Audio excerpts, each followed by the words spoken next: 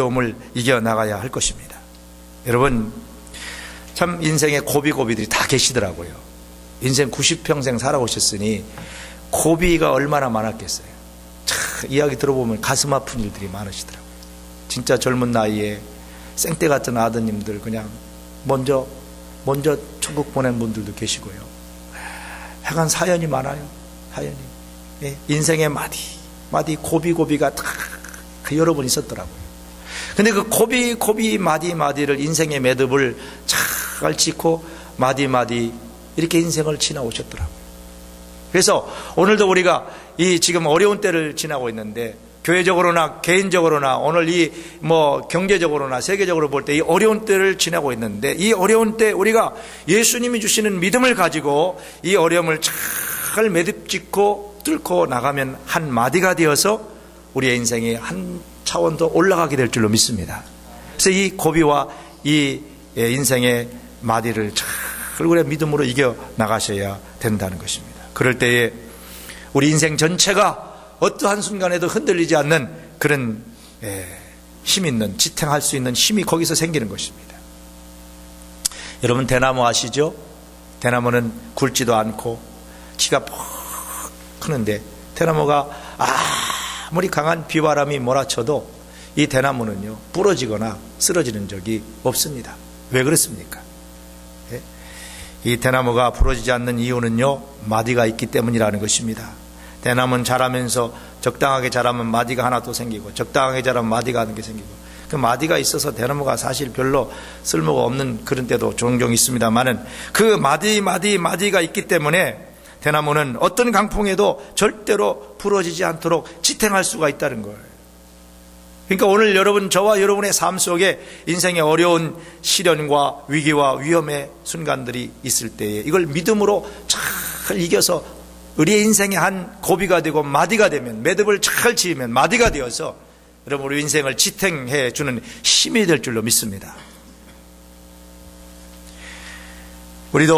우리 인생도 어떻게 매듭을 지어 마디를 만드냐에 따라서 견고함이 달라진다는 겁니다. 어려운 일을 만날 때마다 어떤 마음을 가지고 매듭을 짓느냐에 따라 인생이 달라진다는 거예요. 미래가 달라진다는 것입니다.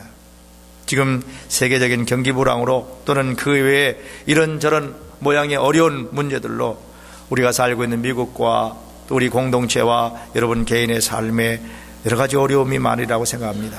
여러분, 이걸 그냥 보내지 마십시오. 여기에 대해서 여러분 두려워할 것도 없고 불안할 것도 없고 근심할 것도 없습니다. 우리 주님께서 할 수 있거든이 무슨 말이냐, 믿는 자에게 능치 못함이 없다고 하시는 주님이 주시는 믿음을 가지고 여러분이 이 어려움을 잘 지혜롭게 헤쳐나가면 인생에 또 다른 마디가 생겨서 우리의 인생을 지탱해 주리라고 생각합니다. 근데 문제는 이 어려운 순간을 어떻게 매듭을 잘 짓고 인생의 좋은 마디로 만드느냐는 겁니다. 그 만드는 비결이 어디에 있느냐는 겁니다. 오늘 시편 103편 말씀에 시편 기자 이 다윗이 자기 경험을 통해서 우리에게 주시는 그런 교훈이 무엇입니까? 바로 2절 말씀에 그 교훈의 핵심이 있습니다. 한번 따라 합시다. 모든 은택을 잊지 말지어다. 다윗이라는 그 사람도 왕이었지만은 그도 인생에 수많은 고비가 있었어요. 그 고비를 어떻게 넘기고 그가 인생의 마디를 잘 만들어서 그렇게 또 다른 차원의 승리의 인생을 살았느냐 하면은, 어렵고 힘들 때마다 그는 늘 하나님께서 나에게 베풀어 주신 은혜, 은택이라고 하는 건 은총이란 말이요, 은혜란 말입니다. 은혜를 늘 기억하고 그 어려움을 그 은혜로 이겨나갈 수 있었다는 겁니다. 나 같은 저 정말 목동 출신인 이 참 비천한 사람을 하나님께서 파멸해서 구속해 주시고, 여기 오늘 고백한 것처럼 죄악에서 나를 고쳐주시고 질병에서 나를 고쳐주시고 내 생명을 파멸해서 구속하시고 죽을 고비를 여러 번 넘겼는데 그 순간순간 하나님께서 자기를 건져주시고 인자와 긍휼로 관을 씌우시고 지금도 하나님이 사랑과 자비로 긍휼로 나를 지키시고 사랑하시는 그 관을 씌우셨다는 것. 그리고 내 좋은 것으로 내 소원을 만족케 하사 내 청춘으로 독수리같이 새롭게 하시는도다.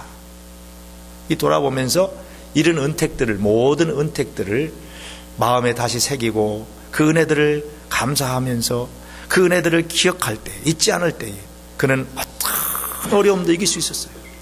과거의 생명의 죽음의 자리에서 건져주신 하나님, 죄악의 자리에 건져 그 하나님의 은혜를, 은택을 잊지 않으니까 지금 내가 이 처하고 있는 어려움은요, 넉넉히 이길 수 있더라는 거예요. 그게 믿음의 역사입니다. 그래서 우리가 인생의 어려운 고비고비를 넘기는 가장 중요한 비밀은 바로 하나님께서 내게 베풀어 주신 모든 은택을, 은혜 받은 모든 은총들을 기억하는 것입니다. 잊지 않는 겁니다. 물론 하나님이 때때로는 하나님 직접 우리에게 은혜도 주셨지만은 여러 사람들을 통하여서 우리에게 주신 그 은혜들도 여러분 헤아려보고 세어보고 그런 은혜와 은총의 손길들 때문에 오늘 내가 존재하고 있다고 하는 이 사실을 잊지 않는 사람은 어떤 어려움도 이겨나갈 수 있어요. 인생의 이 고비를, 인생의 위기를 넉넉히 이겨나갈 수 있게 된다는 말씀입니다. 여러분, 정말 저와 여러분이 한번 만 가지 은혜를 받았으니 이란 찬송이 있는데 한번 돌이켜 보십시오. 여기 다윗이 고백하고 있는 고백과 얼마나 동일합니까?